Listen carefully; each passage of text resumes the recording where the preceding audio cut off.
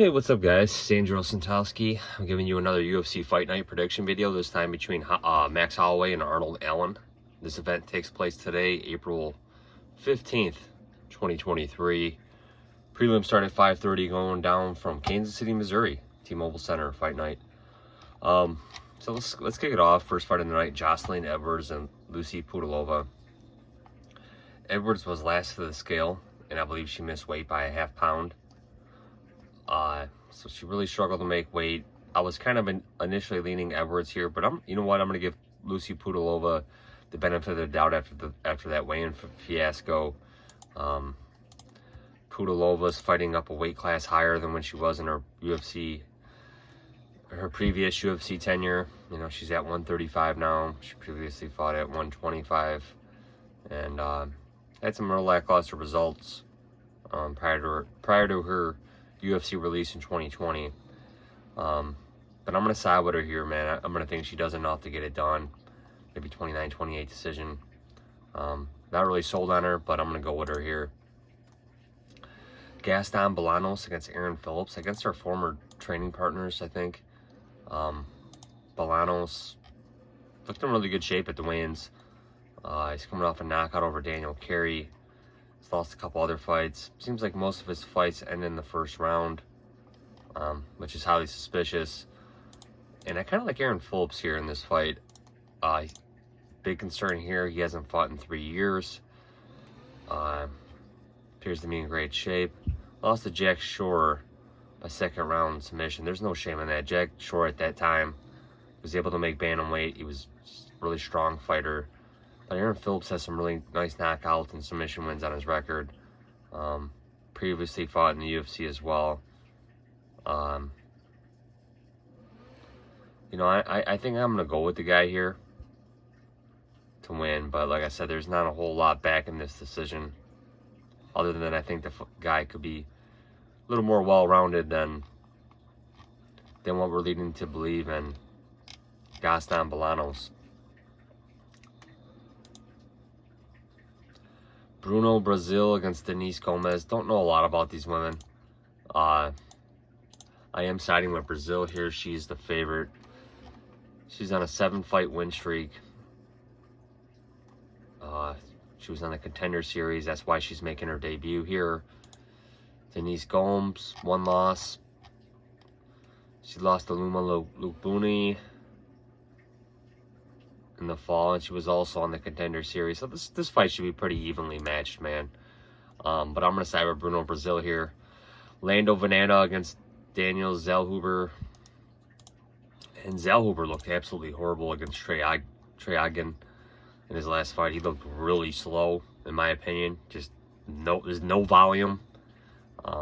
Looked horrible. So I hope he gets that issue addressed for this fight. He's going to need it. Veneta will bring a pace on him. Charles Jourdain subbed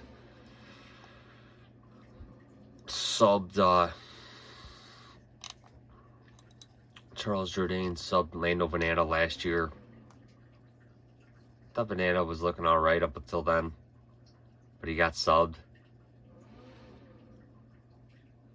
Again, not a lot of activity from him either. I'm going to side with Zellhuber. Piera Rodriguez against Jillian Robertson, and you know, this is one of those fights where it's like the Jillian Robertson fights are always kind of like evenly matched because you kind of know what you're getting in Jillian. She wants to grapple. But in this scenario, in this fight, I think Jillian's the better fighter over Piera Rodriguez. And, I mean, look, she's beaten Namajunas in grappling competitions. Beat Agapova, which is a really good win. And she's just, like I said, no shame in losing to J.J. Aldrich, man. You know, Jillian Robertson, man, she's held her own, man. She's held her own in this division. She's probably been close to getting cut a couple times. But, you know, she brings it, man. She's kind of an exciting fighter. Because she's always looking for a finish. Piera Rodriguez, she's yet to taste defeat. And defeat might be coming today, in my opinion. Nice one over Sam Hughes, Kay Hansen.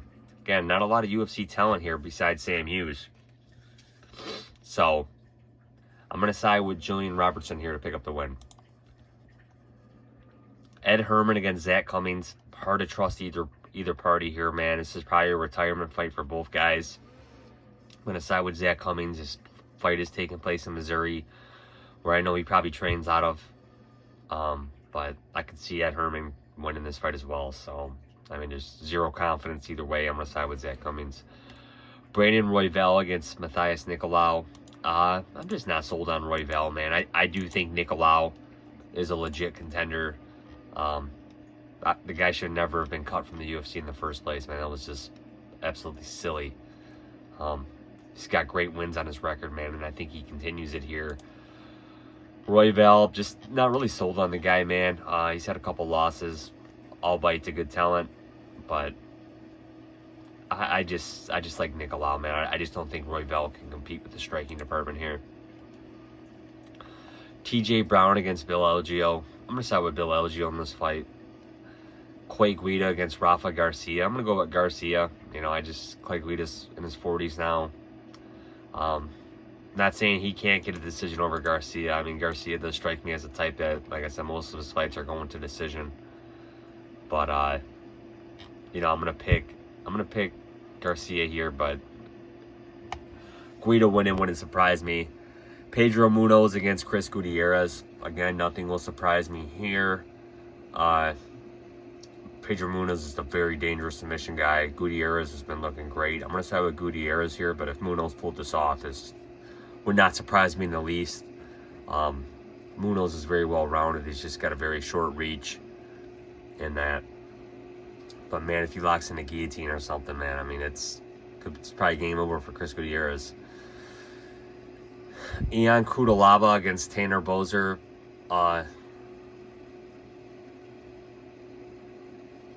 going to side with Tanner Boser here. Like I said, not a whole lot of confidence. This guy is cutting down to 205 for the first time.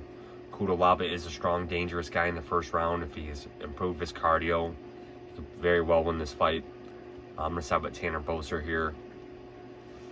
Either by second round knockout or like decision. Dustin Jacoby against Mirzakhanov. I feel like Mirzakhanov's gotten really lucky in some of his fights, man. You know, he was on his way to losing that Tafon Nkuchi fight. Possibly Devin Clark as well. I'd have to rewatch that. But he survived. He's persevered. Dustin Jacoby has a nice a several-inch reach advantage in this fight. I think Jacoby gets him out of there. Or at least just peppers him up for 3 rounds. Edson Barboza against Billy Q. I was initially leaning Billy Q, but I'm going to side with Edson here, man. To beat Edson, you got to be a special dude. A really strong grappler. Edson has a 5-inch reach advantage, which I like. As long as Edson can just, you know, hold his own on the feet.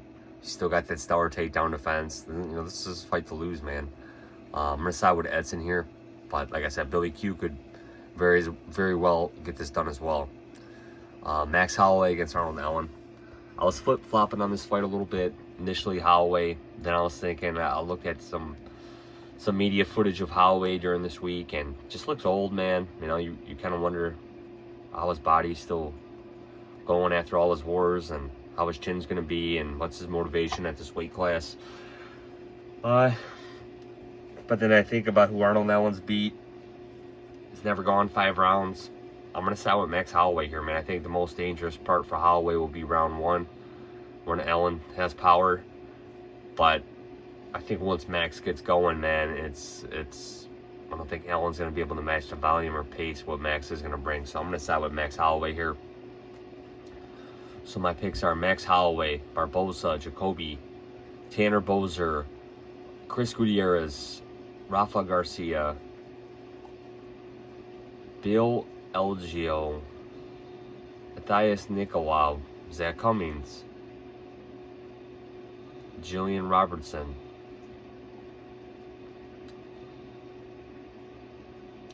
Daniel Zellhuber, Bruno Brazil. I'm going to go with Aaron Phillips, Lucy Pudilova.